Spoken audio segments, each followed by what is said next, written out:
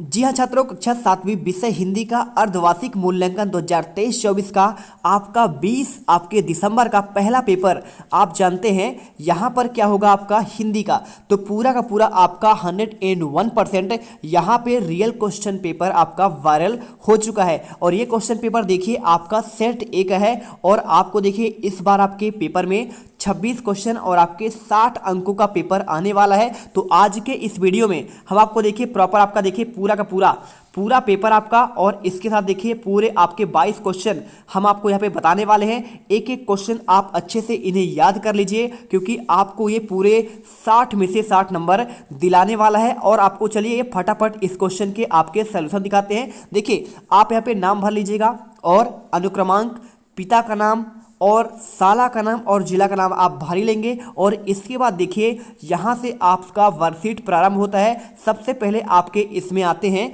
बहुविकल्पी वाले क्वेश्चन। तो देखिए मैं इसका जो है आपके पीडीएफ के रूप में सभी क्वेश्चन के आंसर यहाँ पे लेके आ चुका हूँ। फटाफट आप देख लीजिए, बाद में आपको रियल पेपर आपको दिखाकर आपको उसका वीडियो बना दूंगा। देखिए पहला क्वेश्चन दिया है, अप्रिय कटुक कठोर शब्द नहीं कोई मुख से कहा करे, उक्त पंक्ति में कौन सा अलंकार है। अब आपका देखिए 4 ऑप्शन दिए हैं, यमक अलंकार, अनुप्रास अलंकार, श्लेष अलंकार और आपका उपमा अलंकार। तो इसमें देखिए आपका उत्तर क्या हो जाएगा, बी नंबर इसमें करेक्ट है। और इसके बाद देख लीजिए क्वेश्चन आपका नेक्स्ट आता है सेकेंड, रहे भावना ऐसी मेरी डैश डैश और आपका व्यवहार करूं। तो देखिए यहाँ पे आपको जो 4 ऑप्शन दिए गए हैं, सरल, गरल या फिर सघन या फिर मगन। तो देखिए रही भावना ऐसी मेरी सत्य सरल व्यवहार करूं, तो आपको यहाँ पे उत्तर क्या हो जाएगा, आपका इसमें सरल है और इसमें आपका यहाँ पे अनुप्रास अलंकार। ठीक है, देखिए इसके बाद आपका क्वेश्चन आता है तीसरा।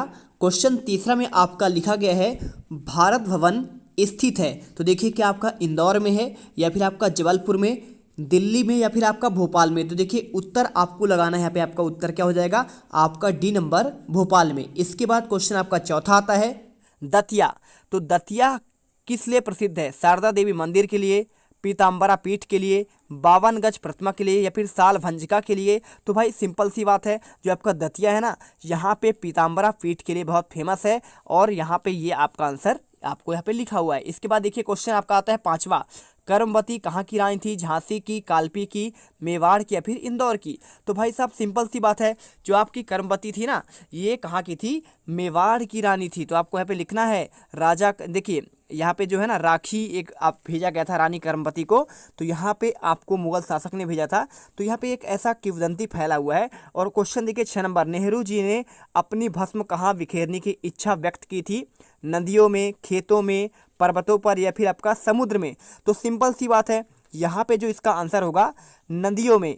कहाँ पे कहा था उन्होंने, नदियों में भस्म को बिखेरने की बात कही थी। इसके बाद क्वेश्चन देखिए, यकीन मानो छात्रों आप एक एक क्वेश्चन रट लेना, यहाँ पे ये पेपर आपके डायरेक्टली पेपर में आपको देखने को मिलेगा। और यदि आपने नहीं पढ़ा तो काफ़ी पछताएंगे आप। फटाफट इन्हें रट लीजिए। देखिए दीपू कौन सी कक्षा में पढ़ता है, तीसरी में, चौथी में, पहली में या फिर पाँचवीं में। तो आपको देखिए यहाँ पे राइट आंसर आपका यहाँ पे हो जाएगा पाँचवीं। ठीक है, इसके बाद क्वेश्चन देखिए यहाँ पे लिखा है तानसेन और बैजू बावरा की संगीत स्पर्धा कहाँ पे हुई थी। तो देखिए पहला आपका ओरछा लिखा है, दूसरा आपका ग्वालियर, तीसरा आपका आगरा, चौथा का आपका यहाँ पे दिल्ली लिखा है। तो तानसेन और आपका जो बैजू बावरा है ना, ये कहाँ से, ग्वालियर से थे। तो आपको आंसर भी बी नंबर यहाँ पे ग्वालियर लिख देना है आंसर में। ठीक है, चलिए इसके बाद क्वेश्चन देखिए 9 नंबर, कवि के अनुसार कुल्हाड़ी को सुगंधित करता है।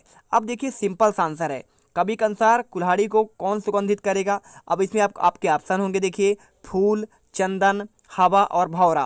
तो आपको इसी प्रकार से आंसर देखिए यहाँ पे आपको चंदन करना है। क्या करना है, ये आपका चंदन, इसमें करेक्ट आंसर बी नंबर होगा।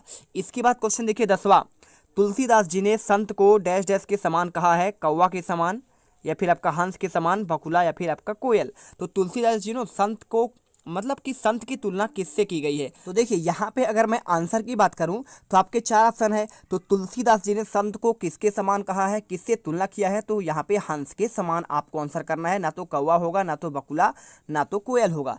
इसके बाद क्वेश्चन देखिए आपका आता है लघुत्तरी क्वेश्चन। अब देखिए यहाँ पे जो क्वेश्चन आपका यहाँ पे लघुत्तरी कहाँ से कहाँ तक है, 11 से लेकर आपका 20 तक क्वेश्चन होंगे। इनमें आपको क्वेश्चन के आंसर करना है। क्वेश्चन 11वां लिखा है, मेरी भावना कविता ने कभी किन किन पर साम भाव रखने की बात कही है। अगर मैं इसके आंसर की बात करूं तो देखिए यहाँ पे इस कविता के माध्यम से कवि ने दुष्ट, निर्दयी, कुमारगतो, यानी देखिए कुमारगतो मतलब क्या होगा, जो आपको गलत रास्ते पर चलने वालों के प्रति समभाव रखने की बात कही है। ठीक है, क्योंकि उन्हें जो है वो अपने आप यहाँ पे जो है उसका फल भोगते हैं, जो गलत करेगा उसके साथ गलत ही होगा। तो यहाँ पर इन पर क्या है, साम्य दृष्टि रखना चाहिए, बहुत ज़्यादा इनके ऊपर जो है ध्यान नहीं देनी चाहिए। इसके बाद क्वेश्चन देखते हैं आपका नेक्स्ट, देखिए क्वेश्चन 12 काल आपका क्या है, पूछा गया है क्वेश्चन में, काल क्या है और काल के भेद। तो देखिए काल के आपके जो है समय का बोध कराने वाली क्रिया को काल कहते हैं, और काल के 3 भेद होते हैं। पहला देखिए वर्तमान काल, दूसरा भूतकाल यानी जो बीत गया है, तीसरा आपका भविष्य काल। तो आपको यहाँ पे आंसर इस प्रकार से करना है। क्वेश्चन देखिए 13वां लिखा है, बिना अलार्म के दीपू कैसे सुबह उठ जाता था। अब ये क्वेश्चन की अगर मैं आंसर की बात करूं तो आपको लिखना पड़ेगा, रात को सोते समय अपने सिरहाने रखे तकिए से सुबह उठने को कहकर सोता था और आश्चर्यजनक रूप से ठीक प्रातःकाल उठ जाता था। दीपू इस प्रकार सुबह बिना अलार्म के ठीक समय पर उठ जाता था। इसका मतलब क्या हुआ कि भैया सोने के लिए वो अपने तकिए के सिरहाने पर रख लेता था और ठीक उसी समय उसकी नींद भी खुल जाती थी। क्वेश्चन देखिए 14वां लिखा है, दिए गए मुहावरे में वाक्यों का प्रयोग, नाक में दम करना, सीधे मुंह बात न करना, कान भरना। तो देखिए आपका जो नाक में दम करना होता है ना, वाक्यों में कैसे प्रयोग कर सकते हैं, लिख लीजिए कि भारत के सैनिकों ने पाकिस्तान के नाक पर दम कर रखा है। और दूसरा देखिए यहाँ पे हो जाएगा, यहाँ पे जो लिखा है सीधे मुंह बात न करना, तो इसका आपको डायरेक्टली आंसर यहाँ पे लिखा गया, देखिए सीधे मुंह बात न करना का वाक्य प्रयोग, राजू कभी भी सोहन से सीधे मुंह बात नहीं करता है। तो ये आंसर होएगा। कान भरना का मतलब क्या होता है, यहाँ पे कान भरना मतलब शिकायत करना होता है। अब देखिए राधा हमेशा सास के कान भरती रहती है। तो आपको यहाँ पे इस प्रकार से आंसर करना है। देखने में बहुत मेहनत किए, इसलिए वीडियो को जल्दी फटाफट लाइक करो। इस वीडियो का टारगेट जो है यहाँ पे 1000 यानी 1000 लाइक का है, और यदि आप 1000 लाइक करते हैं तो आपके हर एक विषय के पेपर आपको यहाँ पे प्रोवाइड करा दिए जाएंगे और सबसे पहले प्रोवाइड किया जाएंगे। ठीक है, और कमेंट जरूर करिएगा किस विषय का आपका पेपर यहाँ पे चाहिए। इसके बाद क्वेश्चन देखिए लिखा है क्वेश्चन 15, नर्मदा नदी को मध्य प्रदेश की जीवन रेखा क्यों कहते हैं। जीवन रेखा मतलब यहाँ पे जीवन दायिनी नदी। तो देखिए नर्मदा मध्य प्रदेश की सबसे बड़ी नदी है, जो अमरकंटक से निकलती है, अधिकांश जिलों में प्रवाहित होती है, जिससे सभी जिलों में खेती तथा पानी की पीने की व्यवस्था होती है। बिल्कुल देखिए यदि आप जबलपुर में होंगे, मंडला में होंगे, नरसिंहपुर में होगा, तो यहाँ पे जो भी लोग रहते हैं, हम ही लोग रहते हैं, मैं खुद रहता हूँ जबलपुर में, तो यहाँ पे जो पानी आता है नगर निगम का, तो यहाँ यहीं से आता है। और खेती तो करता ही है, नदी से खेती नहीं होगी तो क्या होगा, पानी से, और पीने के पानी की व्यवस्था भी होती है। इसलिए नर्मदा नदी को मध्य प्रदेश की पवित्र रेखा या फिर जीवनदायिनी नदी या फिर जीवन रेखा कहते हैं। क्वेश्चन देखिए 16वां लिखा है, मध्य प्रदेश के लोक नृत्य और लोक नाट्य में कौन कौन से हैं। आपका देखिए यहाँ पे, अब इसका देखिए क्वेश्चन मैंने कहाँ तक दिया, आपका 15 तक का आंसर दे दिया। ये आपका 16वां क्वेश्चन देखिए। इसके बाद आपका यहाँ पे लिखा है छंद क्या है। अब देखिए क्वेश्चन पहले देख लीजिए यहाँ पे छंद क्या है और उसके प्रकार लिखिए। तो देखिए लय, गति, तुकतान आदि से युक्त यहाँ पे वाक्य को क्या कहते हैं, आपका यहाँ पे रचना को छंद कहते हैं। अब आपको जानते होंगे वर्णिक और मात्रिक इसके आपके प्रकार होते हैं, तो यही चीज़ें तो लिखा जाता है। और जैसे सोरठा, दोहा है ना, ये आपने पढ़ा होगा ना, तो ये आपके देखिए मात्रिक छंद के उदाहरण होते हैं। और देखिए मंदाक्रांता हो गया, मालिनी हो गया, कवित्त हो गया, सबया हो गया, ये आपके वर्णिक होते हैं। और इसी प्रकार देखिए अपने पाठ्य पुस्तक में आपको एक नीति का दोहा लिखना है, तो नीति का दोहा आपके पाठ्य पुस्तक में है, तो आपको उसे याद करना है। क्वेश्चन देखिए 19 में क्या लिखा है, निम्नलिखित दोहे का भावार्थ लिखना है। निंदक नियरे राखिए, आंगन कुटी छवाए, बिन पानी साबुन बुना, निर्मल नहीं सुहाए। तो यानी आपका ये क्वेश्चन है। इसके साथ देखिए क्वेश्चन आपका आता है 20वां, रस की परिभाषा लिखिए और रसों के प्रकार।